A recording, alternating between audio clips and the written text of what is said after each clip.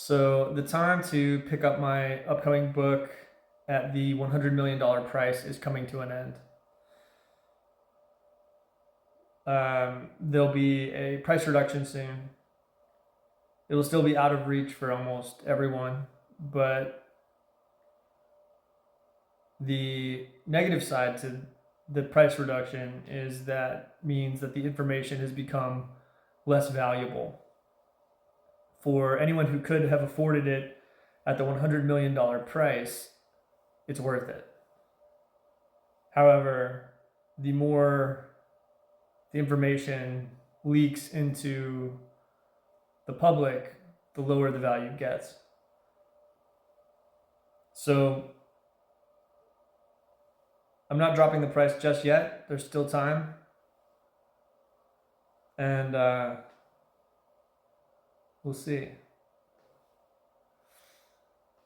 One of the things that becomes apparent in the work in the World Destroyer's Handbook is that morality has been a useful tool, but it isn't a very capable tool if what we're interested in is actually understanding reality. And I will be sharing more thoughts about both what morality is good at and what it is particularly bad at in upcoming videos. The test print for the first volume of the book should be arriving in the next couple of days. And once I get that, I'm going to be reading from it. I think sharing some of the actual work is probably the best strategy for me on multiple levels, because I've already done a huge amount of thought and a huge amount of integration of different ideas that when I try to put these videos together and just recall all that information off the top of my head, there's just no way that I'm going to do as good of a job. And so I think just reading the work to you is probably one of the better methods that I have at my disposal. Also because it's, it's work that I've already done, and it's going to be better than just any kind of summarization or encapsulation I could give to you otherwise. The primary competitive advantage that I see for myself, and really it's something that anybody could adopt, but it's tough to adopt, is to adopt a frame of zero deception. When you think about what that actually entails, it's interesting because most people rely on deceptive signaling of various kinds. We all do to some extent, because the cost of being truly honest is being able to pay the price of acceptance. And that means acceptance of anyone's reaction to the truth, anyone's... So by setting if you want to enter a paradigm to differentiate yourself from most of the rest of the world, that would look like zero deception.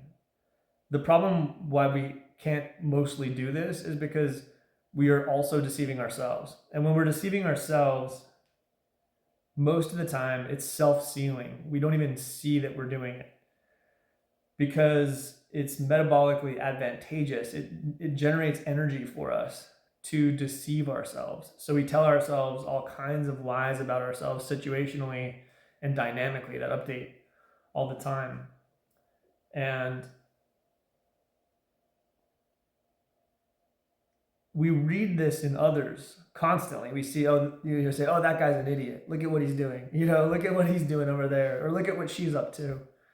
And we read other people as being ignorant. And this is something we see with, there's so many times that we've seen, and maybe we ourselves have made statements about the crowd or about the mass of humanity being stupid. And what we're really pointing to there is that they are deceiving themselves and others in metabolically predictable ways. But the self-deception side of it is this thing that's self-sealing. It's we don't know when we're doing it, because if we knew when we were doing it, it wouldn't be effective. So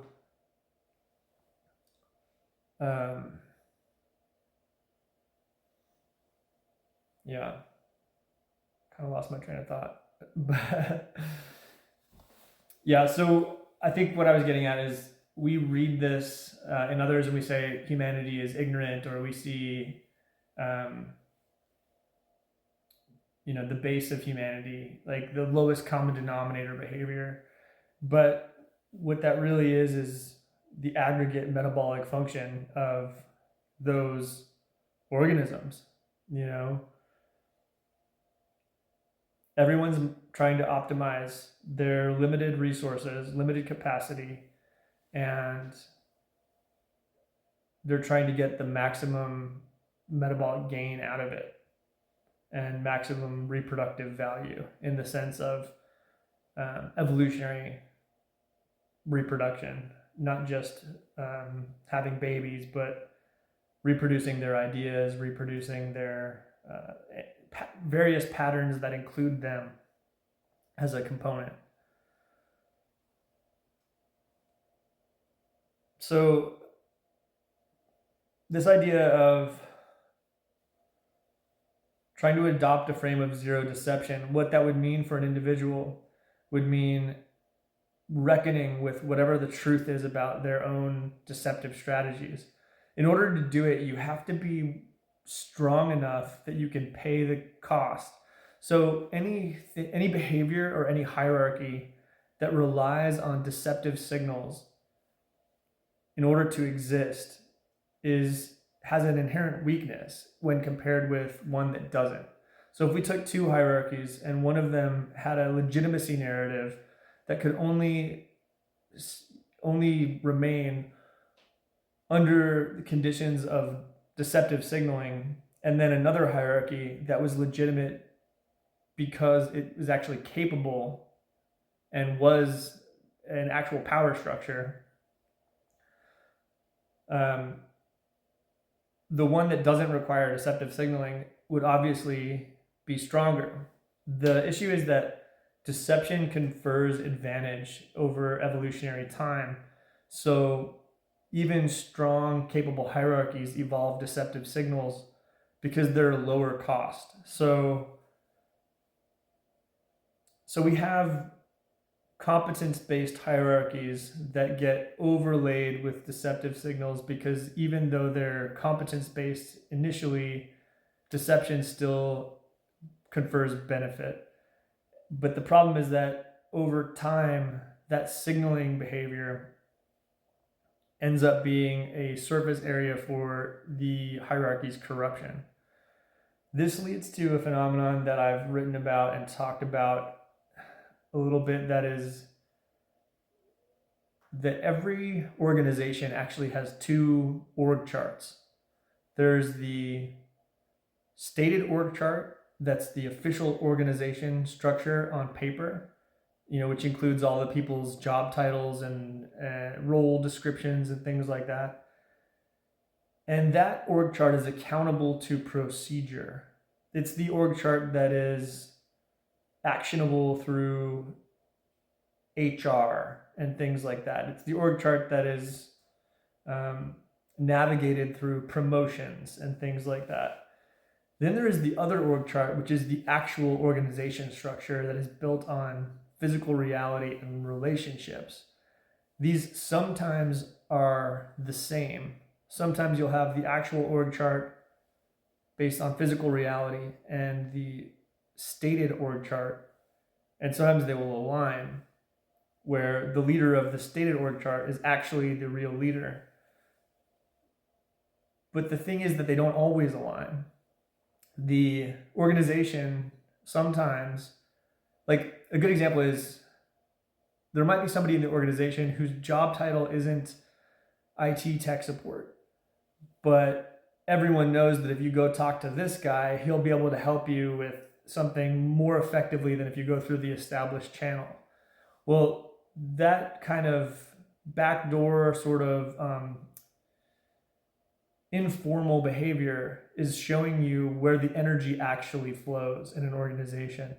So the people who are, it shows you where the actual trust exists, like who actually has relationships with who. It shows you who's actually capable, regardless of what their job description says they should be able to do. And so we see a lot of times in reality, whether in an organizational context or even in a family or a relationship dyad, it doesn't matter what context or what scale, we see that there's this distinction that can be drawn between what we put out to the world and what we want to believe is true and the actual energy arrangement, the actual leadership, the actual functions that people serve.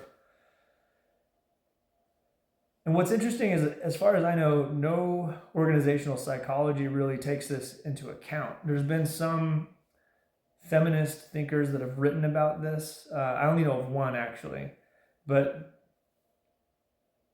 she actually is an interesting case study that I use in my book. So I'll share that more about that later, because she actually misinterprets it. She inverts the reality 180 degrees in a very revealing way, which like is a statement about her competence, and it's actually quite entertaining.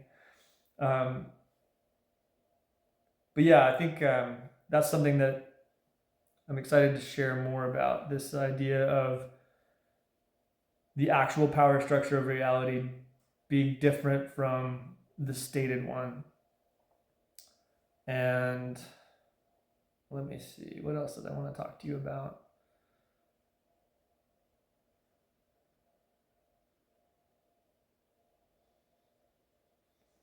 Anyway, yeah, I guess what I realized is I'm not optimizing for book sales. I am optimizing for paradigm shift in thinking and creating new ways of understanding reality that have some explanatory power that has been missing. And I'm willing to pay whatever cost that there is to do that. My personal burn rate is insane right now. I'm rapidly running out of resources and have been on a journey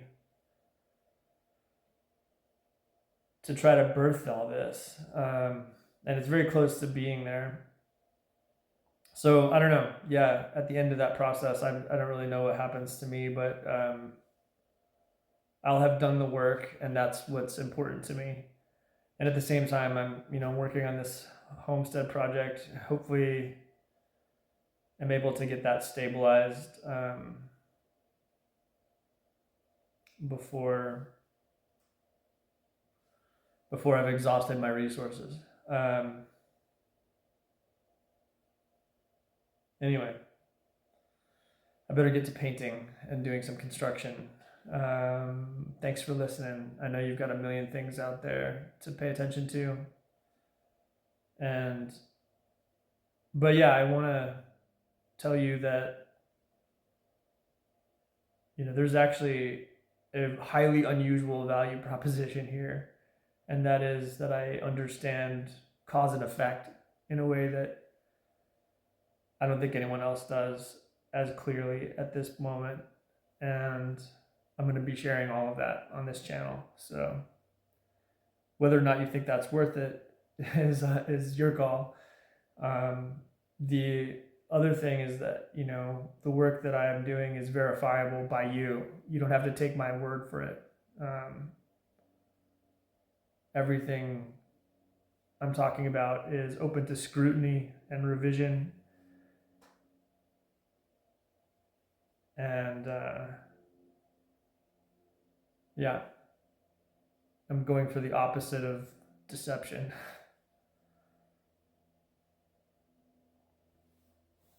Thanks.